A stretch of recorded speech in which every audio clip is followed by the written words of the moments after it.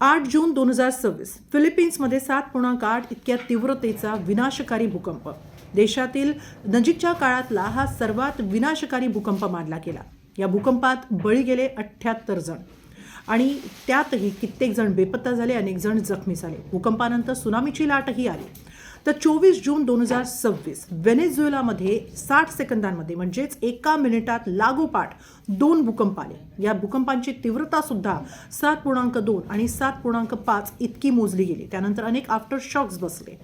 या भूकंपामध्ये 200हून अधिक जणांचा बळी जाण्याची शक्यता आहे. मृतांचा आकडा वाढण्याची शक्यता. इतकंच नाही तर मृतांचा आकडा हा लाखांच्या घरात जाण्याची शक्यता 30% वर्तवण्यात आलेली आहे. भूकंप कधी येतात हे आजवर माणसाला सांगता आलेलं नाहीये किंवा त्याची पूर्वकल्पना आजवर देता आलेली नाही. कारण पृथ्वीच्या पोटात कधी काय सुरू आहे आणि त्याचा मानवी जीवनावर नेमका कसा परिणाम होईल यावर आजवर बरीच संशोधनं झालेली आहेत. अनेक उपाय शोधण्याचा प्रयत्न केलेला आहे की जेणेकरून माणसाला काही तास आधी तरी भूकंप येईल याची कल्पना देता येईल.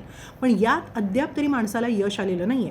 पण अशातच गुगलनं मात्र एक महत्त्वाचा उपाय शोधून काढलेला आहे. म्हणजेच भूकंपाचा अंदाज गुगलनं वर्तवला आहे का किंवा गुगलला भूकंपाचा अंदाज वर्तवता येतो का, तर तसं नाही.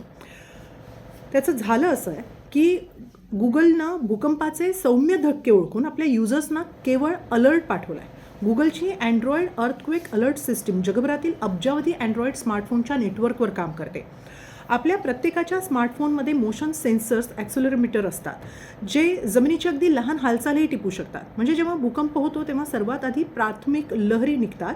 या लहरी या मुख्य विनाशकारी लहरींपेक्षा म्हणजे सेकंडरी वेव्सपेक्षा जास्त वेगानं प्रवास करतात.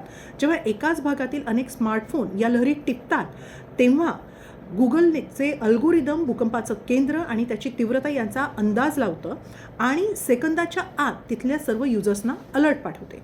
व्हेनेझुएलामध्ये सुद्धा हे अलर्ट वाजले, पण भूकंपाची तीव्रता इतकी असेल याची कल्पना काही नागरिकांना आली नसावी.